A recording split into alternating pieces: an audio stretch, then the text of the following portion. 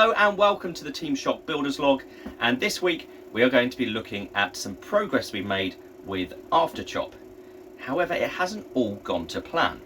So before we start, let's take you back to a couple of weeks ago when we got the whole mechanism connected up for the first time and we tried it on some low power tests on 12 volts.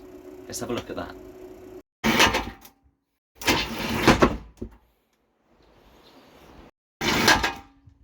Okay.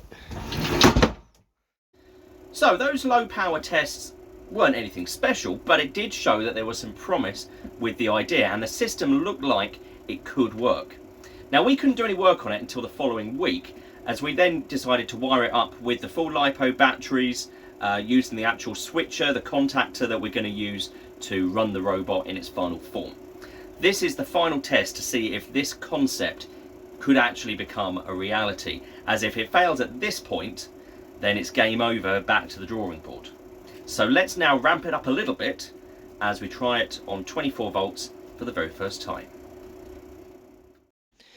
So here we go, we're going to try it now, just see which way it's going to work first, and then hopefully we'll get a full swing from it. Oh, okay, here we go. That's looking pretty good.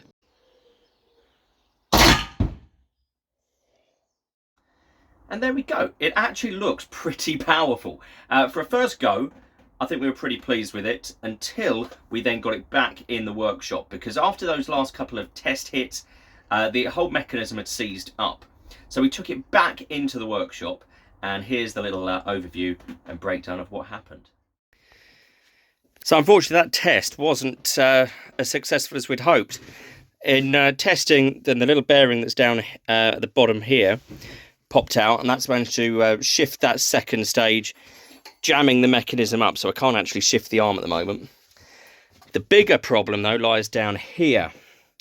So our LEM motor, as we've tried to move it, has rotated in its casing, and I think that means just at this stage we need a better mounting method for this. So it's not looking terribly good. I think we might have to potentially go back to the drawing board on this idea at the moment. But it does put it in doubt, I think, for the early part of the 2023 season, which would be a shame. But unfortunately, if we can't get it working reliably, I think it's something that we're going to have to do. Okay, it goes to show that maybe we had a little bit too much power running through the system.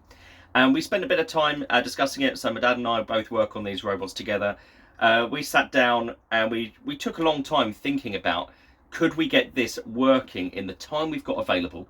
It's basically 2 months until we're meant to be making our first debut with this machine at Extreme Robots in Brentwood. And we decided that actually it probably wouldn't be feasible to get it working reliably. Now we could have got it working, but the key thing there is reliable. We're meant to be doing, 15 plus shows with our robots this year. And if we can't get the axe mechanism working consistently, then I think we do need to find an alternative. Not to say that we won't revisit it, because we put a lot of work into this. We really do want to make sure that we get it finished at some point, but I think that's going to be on the back burner, maybe a job over the summer when we get a bit of a break from events. We'll have a look. So that does leave a bit of a question. What is going to be next? Because we do want to run 3 heavyweights on the tour this year. We could go back to running Aftershock, but that's still not really viable. We didn't like how much of time we had to spend repairing it last year, and we haven't got a huge amount of money to keep repairing it if we needed to throughout the season.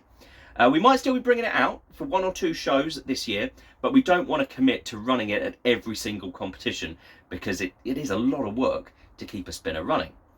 And this has given us a bit of a conundrum, and we've been sitting on this one for the last week while we try and plan what we're going to do. You may have seen we've had a weapon bar from Aftershock on eBay.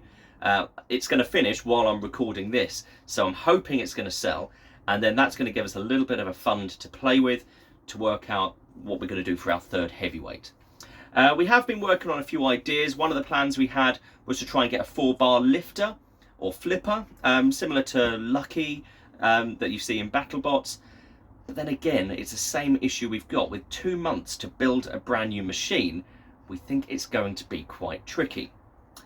So we've decided to look back at the robots we've already got, because we've still got the chassis and the carcasses of a few of our older heavyweights lurking in the workshop. We did talk about bringing Shockwave out, but we feel at this moment in time that's probably a little bit too much work to get reliable. But then we came across a bit of an idea. Now, some of you may remember back in 2008, we bought a heavyweight called Saint Agro that competed in Series 6 and 7 of Robot Wars. We then renamed it to Maelstrom, did a huge amount of work even before it made it to its very first event, which was Portsmouth in 2008. And we have been running Maelstrom for years. It last ran a good few years ago. It was before the COVID pandemic. So it's been sitting in the workshop. It's kind of been scrounged for parts. So the motors and the valves all ended up in Manta.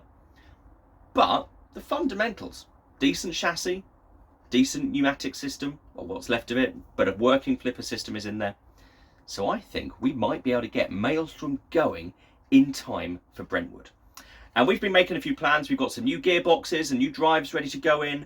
We think we might run it on low pressure now, as we've got a pretty complete low pressure system with a Victor regulator, the big 5.2 valve that actually came out of rhubarb, and we even ran that one in Tectonic for a while. And we've got a buffer tank to go in too. And we think within a couple of weeks, we may be able to get Maelstrom back up and running and ready to go back into the Extreme Robots arena later this year. So Aftershock may not be coming back. Afterchop may be a bit of a failure, but we're still going to have 3 heavyweights going to each of our events this year. And that for us is really, really exciting. So we're going to go and get on with that and try and get Maelstrom back up and running. We will be logging everything we do on this channel, and hopefully within a couple of weeks, we'll have it ready to go again. Also, we have been doing a fair bit of work on Manta, but that's going to be coming up in an episode in the next couple of weeks where we show you all of the changes and upgrades we're making there, as we want to get Manta back to its title-winning form that it had a few years ago. So plenty of action coming up over the next few weeks right here on the Team Shop Builders Log. To make sure that you don't miss any of that, please hit that like button and subscribe to our channel, and more episodes will be coming out every Saturday at 7 PM. So thank you for watching, and join us next time on the Team Shop Builders Log.